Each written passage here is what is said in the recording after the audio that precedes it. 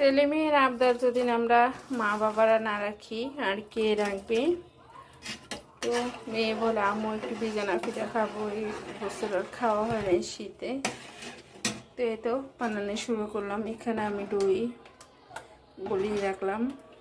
তো আমার কাছে বাসায় এইভাবে পিঠা বানিয়ে ভিজাইলে আমার কাছে খেতে ভালো লাগে। কিনা পিঠাগুলা ভিজাইলে কেমন জানি ভিজানোর পরে একেবারে ঝুরঝুরা হয়ে যায়, খেতে ভালো লাগে না, কারণ ওরা অনেক সোডা মিশায়।